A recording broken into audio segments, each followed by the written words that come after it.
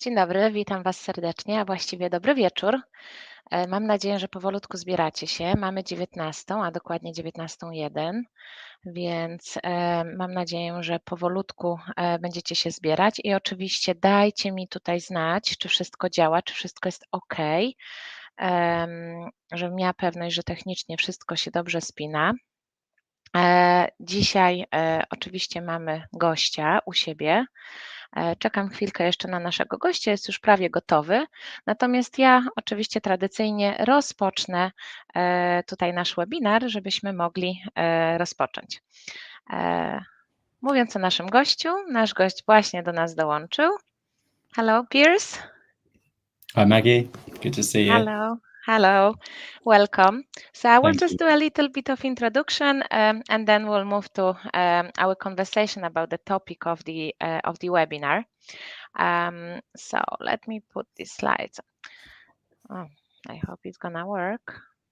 No, like this, ok. Więc wracam do języka polskiego. Moi drodzy, dzisiaj naszym gościem jest Piers. Na początek oczywiście zrobimy kilka slajdów i taki wstęp dotyczący dzisiejszego webinaru, a później oczywiście oddam głos do Piersa.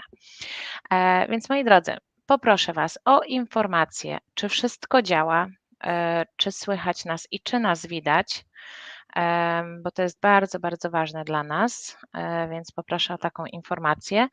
A w międzyczasie tradycyjnie powiem Wam, czego się dzisiaj spodziewać. Wstępnie porozmawiamy o Global Sellers dla osób, które są nowe, bo mieliśmy kilka nowych zapisów.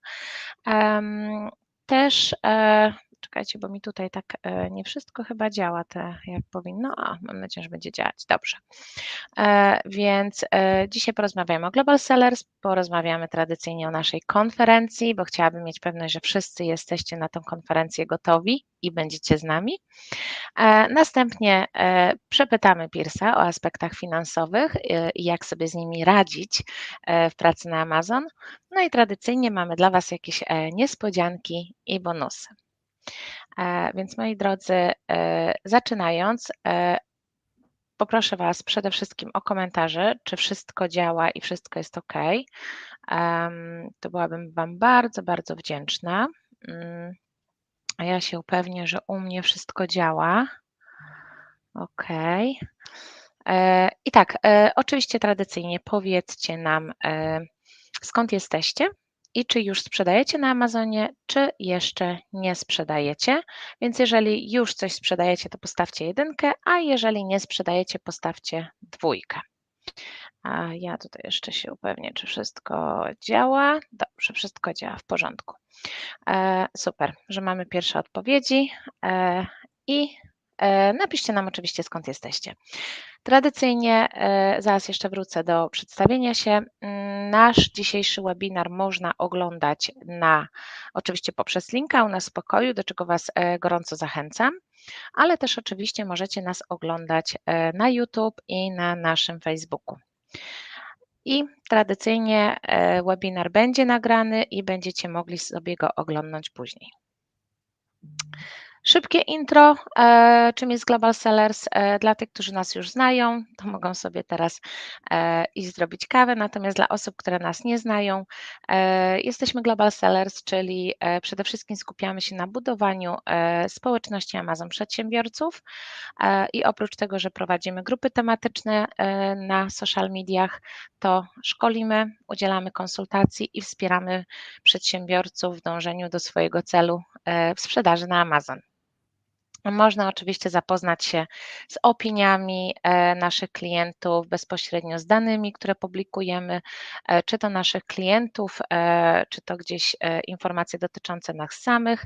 Nasze doświadczenie na Amazonie sięga już dobrych paru lat, ponieważ ja na przykład na Amazonie jestem od 2011 roku, a Dima, mój wspólnik, którego bardzo dobrze znacie, jest od 2015 roku.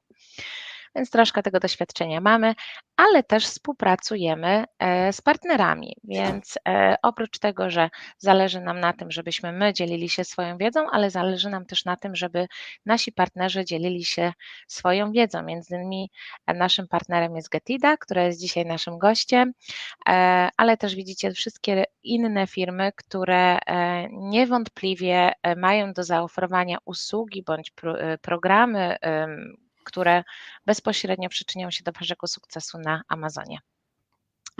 A mówiąc o konferencji, o której wspomniałam i wspominamy non-stop, jest to konferencja, która nigdy wcześniej nie odbyła się w Polsce. Jest to konferencja na rodzaj eventu, wydarzenia, na które my jeździmy, z których my zyskujemy bardzo dużo wiedzy i w końcu chcieliśmy, żeby coś takiego wydarzyło się w Polsce. Niewątpliwie jest to przeogromna dawka wiedzy, która jest dostosowana do każdego poziomu zaawansowania.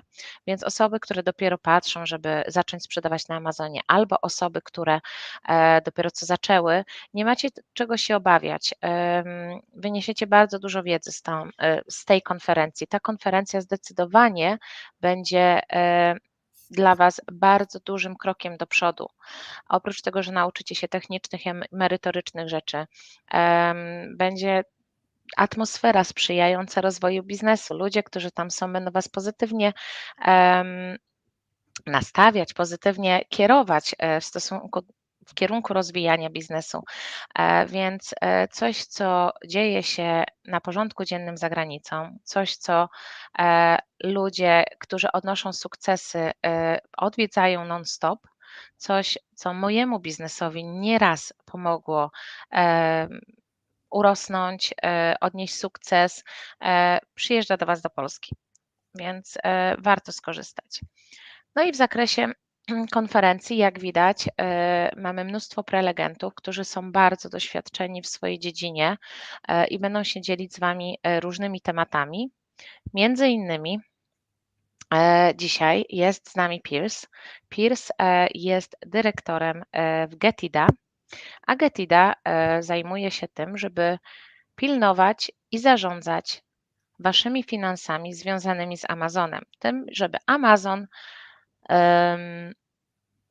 oddał Wam pieniądze, które Wam się należą i Getida jest narzędziem, a także i usługą, która tego dopilnuje, ponieważ wchodząc w sprzedaż na Amazonie korzystamy z FBA, korzystamy ze zwrotów i tak dalej. Bardzo dużo się dzieje w tych wszystkich raportach i można naprawdę pogubić się. I dobrze jest mieć narzędzie i usługę pod ręką, która tego przypilnuje. I zaufajcie mi, że to są naprawdę duże pieniądze. Ja czasami jak robię takie zwroty, to są tysiące euro czy tysiące dolarów. Więc moi drodzy, na tyle by było mojego polskiego. Teraz oddam głos do Piersa i przerzucimy się na język angielski. Natomiast jeżeli ktoś będzie nas oglądał później z nagrania, to będziemy mieli tłumaczenie i wytłumaczę też, jak takie tłumaczenie włączyć, bo na samym YouTubie można sobie włączyć tłumaczenie na język polski, więc nie martwcie się o to. A propos tłumaczenia odnośnie konferencji, moi drodzy, to konferencja będzie tłumaczona na język polski, więc nie macie o co się martwić, nic Wam nie umknie, będziemy Waszym też wsparciem, będziecie mieli słuchawki, więc ktoś, kto się boi, że nie da rady po angielsku, to nie ma czego się bać i spokojnie możecie przechodzić. And now I'm going to switch to English so Piers can understand as well. Piers, I did a little bit of introduction about Getida and yourself, but obviously I want you to tell us a little bit more about Getida and about your experience. So let's start with Getida. Please tell us a little bit more what Getida is. Thanks, Maggie. Good morning, good afternoon, good evening to wherever everyone is joining us from. Thank you again, Maggie, for having me on. It's a pleasure to be here. Getida is the world's leading reimbursements provider for FBA and now Vendor Central sellers as well. So we work very closely with sellers to help them typically recover in the region of 1 to 3% of their annual revenue back. So we're very much in the world of cash flow cycles, profitability, and cost management. Of course, at the moment, there's a real squeeze on consumer spending. So we're a very hot and a very popular service, because people are trying to save money wherever possible and get money back into their business. So, I'm not sure there's another tool in the market at the moment that with relative ease can help sellers get really meaningful cash flow back into their business.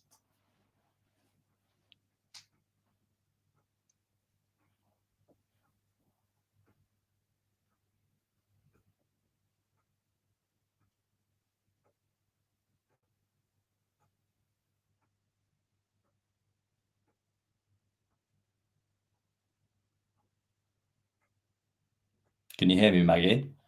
I couldn't hear you for a while, so I was just wondering if that happens on your end or my end. I'm not sure. Okay, but I'm sorry for that. I didn't know whether it's a problem on your side or my side, but it's okay. Yeah, I heard the last thing I heard, it was a service in the world, but I'm not sure if you finished about Getida, and we can move to another question. Okay, I'm happy to repeat, and sorry if anyone's already heard, but yeah, look, Getida is the world's leading reimbursement service. So we've been operating since 2015, and we work with both third-party FBA sellers and now also first-party vendor sellers. And we work very closely with sellers to typically get them back between 1% and 3% of their annual revenue. So we're very much in the business of cash flow management, cost management, and profitability. So at the moment, there's a real squeeze, as everyone knows, on consumer spending. And I'm not sure there's another service in the market that, with relative ease, can help sellers increase their revenue by 1% to 3%. So we're fortunate at the moment. We're a very hot and a very popular service in the market, but we've been trading for quite a few years now, and we have a very close relationship with Amazon, and we serve over 10,000 sellers across the world now. So I think most people have seen or heard of Getida somewhere in the past. Well, I've heard and I've seen and I tried, and I can't say anything bad about that. And we are obviously recommending yourself. And how about you, Piers? Your connection to Amazon, people, your experience. Tell us a little bit more. Yeah, so look, I've been with Getida for a year now, which has flown by. Before Getida, I was working at Thrasio. So for anyone that's been, in this market the last few years, you'll probably know or have heard of the term aggregators. So Thrasio was sort of the first aggregator to start this roll-up of FBA brand model. I was working with those guys on their European acquisitions team. So during my time at Thrasio, we looked at hundreds of businesses and we acquired quite a few. So I learned quite a lot at Thrasio about what works well, and also some easy things to fix, when it comes to profitability, cash flow, finances, and other areas of the business. So that was really useful. And before Thrasio, I actually, I was still working with Amazon sellers across a couple of different areas, including taxation, compliance, and also cash flow cycles. So I've been around this world for the last 4 years now across a few different disciplines, but have landed at Getida and director of sales across Europe here now. Sounds good. So whoever is speaking to you is getting not only information about Getida and how to work with Getida, but we can also get information on how to manage our finances in overall. So that's definitely a good point to mention, because you're not just focused on one thing.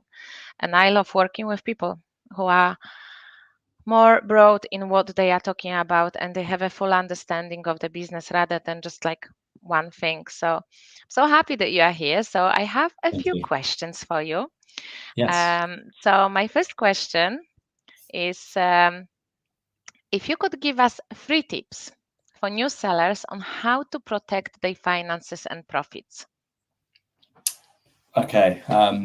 So I've not created a list for these questions. I thought it'd be better to think on feet, and perhaps we can have an open discussion around what you think about some of the areas that I'll think of as well. But one thing that springs to mind immediately when it comes to protecting finances or profits, it's really simple, but it's not always common practice. So one thing I always encourage sellers to think about before they delve deeper into finances or profitability is for them to sort of understand what their focus is. Because in one case, if your focus is profitability, then you're going to be focused on trimming costs. But if your focus is growing in your category and dominating your category, and really you want top line revenue, then maybe profit isn't going to matter as much initially because you're a growing business. So really narrowing in on what you're looking to achieve as a business is always step one. And I think, if it's top line revenue, profitability can come later down the line. If you want to exit at some point, of course, you're going to probably want to start trimming costs at some point. So, that's unless you're looking at a strategic buyer, in which case the profit margin may not be as important as the customer base and the repeat purchase value, that kind of thing. But I think step one for me is just understanding where you're heading as a business, and then once you know that, then you can start to think about what's more important. Is it the revenue driving, or is it the profitability sort of levers that you can pull? Once you know that, I think my second thing would be really to try and understand what your finances look like on a line-by-line basis in your P&L. So I really surprised myself with the number of conversations that I have with sellers that don't know their different contribution margins, and also don't know what a good benchmark to aim for on those contribution margins are, because ultimately it's usually a waterfall effect, right? People that want to exit, which I think most sellers now have aspirations to exit at some point, they need to be aiming for a net profit margin or EBITDA of around 15 to 25% for most buyers to be contemplating an acquisition. So if you look at your P&L on a line-by-line basis, you need to end up with that amount. But to get to that amount, you need to consider, what your percentage of cost of goods sold is. And then you've got your platform costs on Amazon, or your supposed platform cost. You want to try and forecast what those will look like. And then once your COGS and your platform costs have been taken care of, that gives you your last contribution area, which will dictate the amount that you can spend on advertisement. And ads is very, Amazon's becoming more pay to play by the day, pretty much. So, the more money you have left over in the business for advertisement, typically the more sales that you're going to drive and the more visibility that you're going to get on your listing. So understanding your finances and really having a concise P&L on a line-by-line basis, is vital now to succeed on Amazon. And there's some great tools out there. I don't know if you know any that you'd recommend, but for me, if you're very Amazon-centric, then Sellerboard is a great tool. We use that at Thrasio. Some other tools that I know are really good. Merchant Spring, if you're doing omni-channel, is good. And then a tool I found recently called What Sales also looked like an interesting option. So I hope that's helpful for a few people. Definitely. In majority of cases, we recommend Sellerboard. Yeah. But I'm glad you mentioned about the other ones, because people can compare different services. I'm glad you also mentioned about your aim at the beginning, because when it comes, well, from my experience, when we speak to new sellers, they are worried about their profits at the beginning. They would like to get profits straight away, which is sometimes not possible, especially in private label. And also considering what they want to do with their business, if they want to sell it or they want to do like a long-term investment and building brand. And obviously counting everything and making sure that everything works. Trust me, many people don't do it. And they kind of think they have money, but they don't. At the end of the day, they don't, because their margins are too low. And when it comes, especially when they don't use any tools like you've mentioned, and we switch them to using those tools, and everything is put together, and they see there's no profit, or even like there is like loss. That's the worst. So Yeah, I'm yeah. really glad you mentioned that. I like when people like you who are highly experienced in dealing with finances, they mention things that we mention to people because it kind of reconfirms. And listening to you, obviously, having such experience make people think about it more seriously. Yeah, I um, mean, your points are really valid, and yeah, it's not easy these days to scale a brand profitably on Amazon, or even to scale a brand. So I think just also sometimes, you put your blinkers on and you're not realistic. But really, especially in this current climate, maybe COVID times, it was easier. You could source products, willy-nilly, put them on Amazon, and the likelihood is, because everyone was stuck at home and just buying products and had disposable income, that your products would sell. But fast forward to 2023, when there's a cost of living crisis. It's really not as easy, and rising costs, issues with supply chain, all of these different bottlenecks are definitely stacking up, and it's made it a lot harder for businesses that are starting out on Amazon, in my opinion. Anyway, I think that's widely yeah, accepted. now we have 2024 in front of us. So Yeah, who knows what's gonna happen? We kind of miss COVID times because we were selling well, but then obviously it's something that we shouldn't be missing. On yeah. the other hand, this year it's been, especially with inflation, it was hard for many people. So how about advanced sellers? For people who's been on the market for a while, they've experienced those ups and downs that we've just talked about. How to make sure that their finances are being managed in the right way, because sometimes people get used to um, certain situation, like I don't know, the COVID, or there wasn't such a high investment into PPC required before. Now we always have to invest into PPC. Um, how they could ensure that everything is run in a right way, and they are growing their business and they are profitable. Okay, so my first point maybe isn't necessarily just for advanced sellers, but certainly it's something that advanced sellers should also consider if they've not already done this. It goes back to your sort of first contribution margin with the cost of goods sold, and it relates to packaging. So I'm a firm believer that the people that do best on Amazon are Amazon specialists, and Amazon specialists know the platform inside out, and they'll know that your size tiers is one of the first things that you should think about when it comes to making more money on Amazon. And if you can optimize your packaging and understand the size tier and take that to your factory and potentially redesign, Mm. if you're going down a size tier, that could potentially save you $5 a unit on storage and fulfillment fees.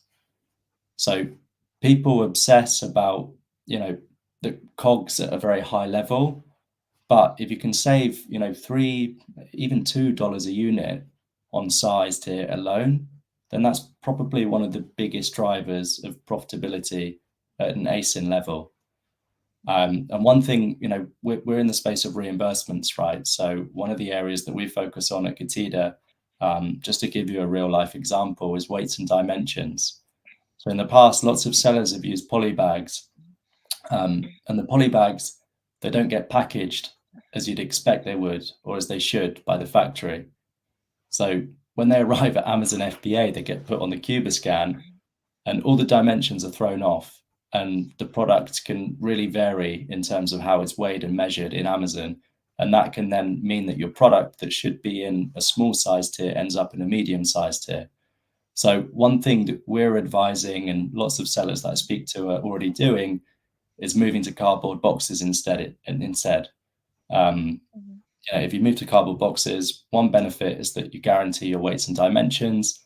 Another benefit, if you're into doing this, is you can actually include sales copy on the listing, so you can bump your SEO up again as well. So that's probably the first thing. And I'm not sure, is that something that you guys talk about quite regularly?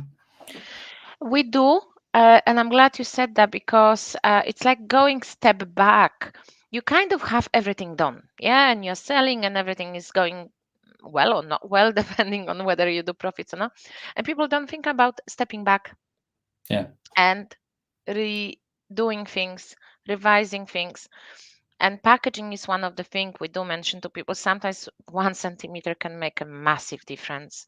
And even it's my example. I've been selling product that is a multi-listing, it's a variety, only color difference, and some items were measured in a standard, some were measured like a bigger ones. But they were the same things. It's just the way Amazon was measuring them. And I obviously had to like create cases to Amazon and ask them to remeasure and make sure, and they are all the same.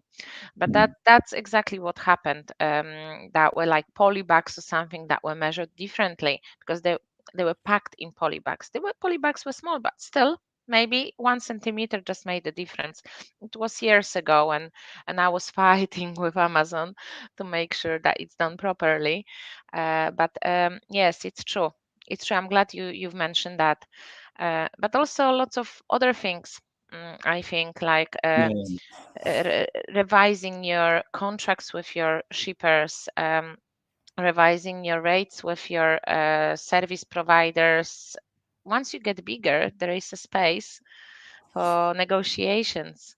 Like 100%. payment system providers. You don't have to pay, I don't know, 5%. You can pay 2% because you have larger revenue.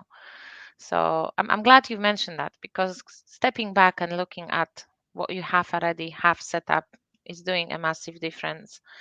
Have you had like any examples of people like stepping back and actually making sure that they like changing something in a business that was impacting their profits? Can you Yeah, give I us mean, some? yeah, we get examples every day, and I'm yeah pleased that you mentioned the renegotiation part as well, because I was going to say, you know, if you're sourcing your products from China or the Far East, which most private label sellers still do to this day, Mhm. renegotiating now is a very different story than it was a few years ago. China's economy is basically flat. So factories are desperate for business at the moment, as are shipping providers. So, we've got sellers that have gone back and they've negotiated a 12-month base price. They get the factory to store inventory, they get 30, 60-day net payment terms, and that cash that they can then put back into the business to improve the cash flow and the number of times that they can churn that cash throughout the year has a huge, huge impact on their ability to drive profit, because more cash means more reinvestment into product or PPC, and the compound effect, if you're reinvesting that money into areas of the business that have a multiplier effect potentially, is huge. So we see real life examples on that every day, with cash coming back into the business, either through renegotiating or through the reimbursement work, which is what we're known for. But it's about also what you do with that money back. If you go and make a change in your business, whether that's renegotiating, whether it's reimbursements, whether it's testing out different pricing ideas per product. Price elasticity is a big thing as well at the moment. There's like a 10-15% margin that I think more advanced sellers are happier to play with, because it's not always the case that you have to be the lowest price in your category or the mid price in your category to make sales. We saw at Thrasio, like in a lot of categories, that actually the sellers that bumped their prices up and became a more premium brand would then be seen as that premium brand in the category, and it actually had a positive impact on sales. So I think the pricing part, a lot of sellers get held back by their internal beliefs. They don't believe that their product is valued as high as it could be. But just by making some alterations, it's not to say that you go and bump your price up by 20%, but test, and you can fine tune it percentage point at a time. And we've seen in hundreds of cases, in our time, that actually, going up, it can drive more sales velocity and at a higher margin.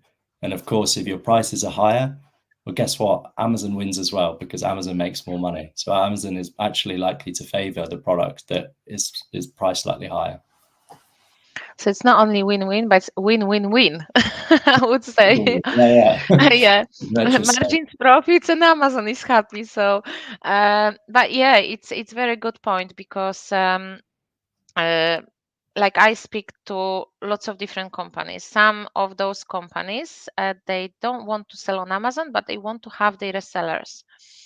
And I always talk to them to make sure that they protect their margins, and products are not being sold too cheap on Amazon, because that's reflecting the quality of the product in people's minds. Yeah, if it's cheap, it's not good. So when I speak to them, when they're looking for resellers, because I also work in a reselling sector, I always make sure that no point getting too low, because there's no point like building such a perception of your brand. So the same with private label. Premium may even mean more sales, yeah, like you mentioned. So I'm glad you said that. So we've mentioned now the two questions were based about the positive aspects, the positive advice, and how to grow, how to manage your finances in a positive way. So my third question is more like from negative point. Typical mistakes that may ruin seller business. So something that people should avoid, and maybe some real life examples. That would be brilliant. We like to hear, Yeah. tragic Yeah, stories. I mean, the first one here that sprang to mind, if you look at situations where businesses are impacted in a negative way because of how they treat their finances, like unit economics is a big one here. So in a lot of Amazon brands that I've spoken to or dealt with over the years, there's an 80-20 rule. 20% of the ASINs drive 80% of the profitability and the growth of that brand. And the rest of the ASINs and the SKUs they're a huge dragnet on that business. So, if you've got a certain, 10, 20, 30, 40% of SKUs that aren't delivering what they should be in terms of profitability, then a P&L that could look amazing at the end of the year ends up looking average, because you've got lots of underperforming ASINs or SKUs. Now, what to do is quite a tough decision, and particularly for private label brands, because these are products that may have performed well in the past. Entrepreneurs, business owners have invested a lot of time and money into creating these products. So there's an emotional attachment in a lot of cases as well, and people don't want to let go. But, I've seen it countless times. If people are able to cut tail end ASINs off and reinvest that money into the 20% that drives 80% of the growth and profitability, then it's a big win and huge impact. So that would be my first one. It's a difficult business decision, I think, for some people, but the outcome, if you're able to identify your underperforming ASINs and reinvest that money into the ASINs that are performing really well, it's always a really successful, I think, project that at least when I've seen it executed in the right way, it always leads to good results. What you just said, it was reflecting my situation many times, that we had 80-20. Yeah. And obviously, as soon as we noticed through the our analytics and so on, I was doing everything possible to change it, because even I was in a situation that 80-20 and this couple of products that were generating this 80% of our revenue didn't go well at some point. It was disaster. So we had to, work on promoting other products, in different products, and this is very typical. And some people have this emotional attachment, especially in private label, because they've been working with this product for so long. So yes, this is one of the biggest mistakes, I would say. How about people? Because we've mentioned already in a positive way to monitor people finances. Because my example from my life, my business life, quite a few years ago, I didn't monitor my fees correctly, and all suddenly Amazon on some well-selling products stopped pan-European, and we didn't notice. And it wasn't long, but because it was such a high volume of products being sold, we end up having a loss. And we had a loss like in a few days or something, Yeah. about £10,000. So I think this could be also a good example. Have you had such a clients who just didn't notice they are losing money?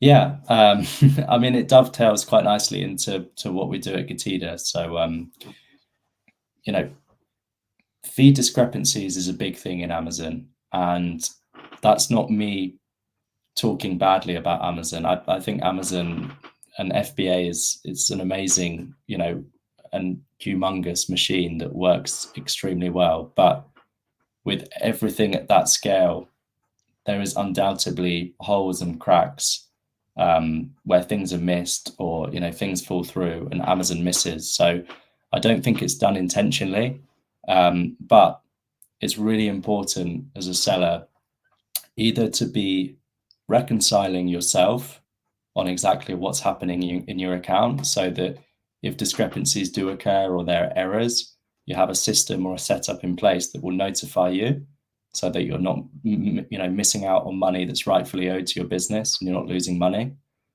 And then if you don't have a setup or a process internally, then it's so important, and this is the same across other areas of Amazon. There's so many different areas and disciplines that require specialism, but that sellers don't have the time or the resources or the know-how, or there's too much of a cost opportunity to spend that time there versus other areas of the business. So, you use someone to back you up. And this might sound like a shameless sales pitch. I'm not saying that you have to use Getida, but definitely have something in place so that if Amazon is making mistakes, which undoubtedly they do, we see that 99.9% of sellers will have some kind of fee discrepancies, whether it's related to loss, damage, disposed inventory, weights and dimensions, customer returns. There's a whole host of different reasons where Amazon may make a mistake or there might be a discrepancy. So we just advise, it's money that's rightfully owed to the sellers. Amazon states in their terms of service that they will reimburse sellers as long as the seller identifies and presents the case. So if you don't have a process for doing that, just reach out to someone that does have a process. And that's where we typically help sellers. And, usually it's really meaningful cash flow. Like I said earlier, typically it's 1 to 3% of annual revenue. So, this is not money that sellers should ignore. And, it's a great feeling when they get that back into the business and they have extra cash flow to utilize. I'm sorry, like I said earlier, I have a little bit of sore throat. No worries. So I sometimes mute myself. Going back to my voice, I did here the link for everyone. I have to wait for a moment. So talking about Getida, from my experience, I know that there is no possibility to monitor everything myself, because when I was trying to do it, it was taking me so much time. Also, I wasn't able to handle all these reports. I wasn't able to spot everything. Maybe if I had like 1-2 transactions a day, I would be able to do it, but it's not the aim to have 1 or 2 transactions a day. So we aim to have much more than that. So here is a link for everyone. I'm sorry, I have to wait for a second. That's right. I think I get the gist, and I can chime in here as well. So there's two sides of reimbursements, and both sides of reimbursements are merits in their own right. So these two sides together will drive the return on investment from reimbursements, and ultimately that will dictate how much net reimbursements you get back into your business. So one is the process of identifying cases, which, like I said, is a merit in its own right, because it's very labor intensive. You have to go through lots of different reports, and you have to identify through calculations where the -1 or the +1 is, which ultimately is the discrepancy. So this takes time. Either that's cost of human capital employed, or it could be a distraction from sales, marketing, product launching, inventory management, whatever else the business owner is focused on. But really, the most stressful and time-consuming part of reimbursements is once you've identified a case. Unfortunately, it's the same with a lot of other Amazon-related communication. You have to then present that case to Amazon and deal with seller support. So this is where I think Getida is worth its weight in gold. We have a team of 160 case managers, pretty much all of whom are ex-Amazon reimbursements team claim specialists. So these guys are extremely well qualified around Amazon's terms of service, what language to use, what pushbacks to expect, how to present evidence, mathematics, calculations. So the final driver of how much money you get back into your business is all around the success rate on the cases opened. Getida's success rate on cases opened sits at 92%, which, if we compare to an internal team that does reimbursements, usually we see around 20 to 40% success rate. So even though there's a small fee involved with Getida, even with that fee, usually the amount of money that the seller gets back is a lot more than if they were doing this themselves, which is why people prefer to do it. They get to spend more time on things that they enjoy doing and that really move the needle. And also they net more money back into the business. That's true. So I'm sure that every Amazon seller who was ever opening any case with Amazon, they know how painful and stressful it is. Because spotting, like you said, spotting the problem, the issue is a one thing, but then getting the proper answer from Amazon and communicating with them, it sometimes can be the challenge. So guys, you have a link here, online.getida.com/global-sellers-conference-webinar-400 opens that you can use. We will be also posting this link when we will be reposting information about our webinar and about Piers being our guest. So please feel free to use it, because I'm using Getida and I've been really, really happy with the service, and it saved us lots of time. Obviously, it's bringing us our money back, which is a win-win for me, because my staff is not spending too much time on creating cases, and I'm getting my money back. So it's not about like pushing you into using Getida, but about making your life easier with Amazon. Piers, I have no more questions for you. I'm gonna check if people have questions, but in the meantime, I will just finish off with some information about conference for people who couldn't hear that at the beginning. So I will go back to my slides, if I can do it. Let's have a look. Yes, so we have you back here on the screen. So I'm gonna switch to Polish now. We'll see if people want to ask any questions. So I will keep you for like a few minutes till I finish, and we will see. Więc moi drodzy, wracam do języka polskiego. Bardzo mocno Was zachęcam do tego, żebyście odwiedzali nasze otwarte webinary. Można je odwiedzić poprzez naszą stronę internetową globalsellers.pro albo poprzez nasz kanał na YouTube. I tak samo jak ten dzisiejszy webinar z Piers, tak samo wszystkie inne webinary są tam zapisane, więc bardzo mocno Was zachęcam do tego, żeby je oglądać. Druga kwestia, jeżeli ktoś z Was ma w planach szkolenie, ma w planach oczywiście zagłębienie się dalej w tematyce Amazona, to bardzo mocno zachęcam Was do kursów które mamy i mamy 3 takie kluczowe kursy. Arbitrage Wholesale, czyli kurs z resellingu. Mamy kilka webinarów na temat tych modeli sprzedażowych, więc zachęcam Was właśnie do odwiedzenia naszego kanału i oglądnięcia tych webinarów, żeby zapoznać się o private label, między innymi to jest model, o którym dzisiaj rozmawialiśmy,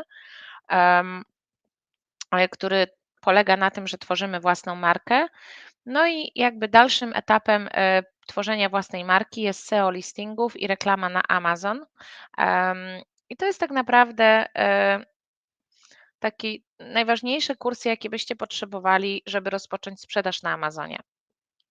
Jeżeli chcecie skorzystać z okazji, tak jak mówiłam na początku, że zawsze mamy dla Was jakieś prezenty za to, że jesteście z nami na webinarach i oglądacie nasze nagrywki na YouTube, możecie wykorzystać kod START2023 i dostaniecie 250 zł zniżki na każdy z naszych kursów. I szybciutko wracając do informacji o konferencji dla osób, które nie słyszały tego na początku, 12-13 stycznia. I patrząc z perspektywy różnego rodzaju biznesów, osób, które mogłyby potencjalnie skorzystać na tej konferencji. Przede wszystkim nie musicie być już rozwiniętym sprzedawcą, możecie być początkującym. Content i wiedza będzie dostosowana i do takiego poziomu. Będziecie mieli okazję spotkać takich specjalistów, między innymi jak Peers, jak tutaj wszystkich, których widzicie. Już nie będę o wszystkiego mówiła, ponieważ robimy regularne webinary i informacje o tych specjalistach i są informacje u nas na stronie, ale staraliśmy się tak dobrać ekspertów, żebyśmy mieli każdy temat związany z Amazonem poruszony na konferencji. Więc niezależnie od tego, czy jesteś początkującym sprzedawcą, czy zaawansowanym sprzedawcą, czy jesteś właścicielem biznesu, który nie dotyka się Amazona, ale u niego w firmie odbywa się sprzedaż przez Amazon, czy jesteś członkiem zespołu sprzedażowego, menadżerem z zespołu sprzedażowego, który bezpośrednio pracuje na platformie, to jest ten czas, kiedy zdecydowanie rozwiniesz się w tym zakresie. Niektórzy myślą, że to po prostu nie jest dla nich, ale ja daję Wam gwarancję, że każda z tych osób, które wymieniłam, na pewno wyjdzie z takiej konferencji z właściwą wiedzą, z nowościami, z informacjami i z gotowym planem na to, jak rozwijać się w 2024 roku. Więc bardzo mocno Was zachęcam do tego, żeby w tym uczestniczyć. U nas na stronie jest więcej informacji. Podobnie publikujemy u nas na social mediach, na Global Sellers wszystkie informacje dotyczące tej konferencji. To są 2 dni konferencji, pełne 2 dni prelekcji. Do tego jest catering, jest networking. Samego networkingu będzie z dobre 4 godziny w pierwszy dzień. Jedzonko, open bar, wszystko. Tylko przyjść i korzystać, słuchajcie. A teraz jest ten czas na pytania. Jeżeli macie jakieś pytania, to jest ten czas, żeby je zadać. Jeżeli te pytania nasuną się później, to zachęcam Was do tego, żebyście wpisywali komentarze pod czy to naszym filmie na YouTube, czy napisali do nas na Messengerze. My przekażemy te pytania do Pearsa albo sami będziemy starali się odpowiedzieć. Więc dam Wam dosłownie minutkę, 2, żebyście mogli zadać te pytania. Mam nadzieję, że jeszcze parę osób jest z nami, a jak nie, to oczywiście możecie później zadać te pytania, jak będziecie sobie ten filmik odtwarzać. Okay. Pierce, I'm gonna give people like 1 minute to see if they can, if they have any questions. Like from my point of view, the information that you gave us was incredible because you've touched on most important aspects of managing finances. And I can say that I've made many mistakes that you've mentioned. I didn't manage that properly through my whole career on Amazon, but I've been on Amazon for 12 years already, so there wasn't so much information before, and I've learned on my mistakes. These are mistakes that I think most people will make. So I've seen it with some of the biggest and best sellers on marketplaces. Everyone everyone goes through these cycles, right, of growth, and it's definitely not something that people should beat themselves up about. But it's great to have these kind of platforms that you host so that people are equipped with the right information and can make informed decisions. So thank you very much for having me on, and yeah, I hope there was some useful information for some people in there. It was perfect. Piers, if you don't mind, if people ask, because I've just mentioned to people that they may ask us questions later when they view the video on YouTube or on our Facebook. If they have any questions, is that okay to contact you later on with questions so you could answer them? Yeah, of course. My email is piers@gatida.com. I'm on LinkedIn, so however people would prefer.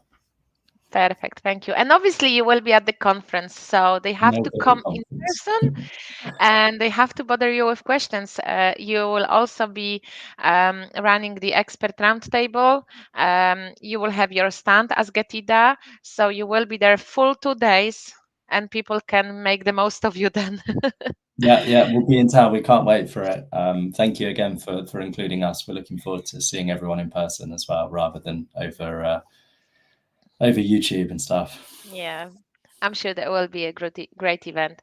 So we don't have any questions, so that's surprising, but it looks like you've covered the whole topic. So I'm just gonna switch to Polish for a second. Dziękujemy Wam bardzo za to, że byliście z nami. Mam nadzieję, że podobał Wam się informacje, które przedstawił nam Piers. Ja uważam, że zwrócił uwagę na wiele rzeczy, które są niezmiernie ważne w tym biznesie. I tak jak wspomniałam i przyznałam się do tego, ja popełniłam wiele z tych błędów, o których Piers mówił. Wiele rzeczy też w swoim życiu nie dopatrzyłam i chciałabym, żeby to Wam się nie wydarzało, bo to kosztuje pieniądze albo blokuje Wasze dochody. Więc dziękuję Wam bardzo za to, że byliście dzisiaj z nami i mam nadzieję, że zobaczymy się na konferencji. Dziękujemy bardzo. Thank you.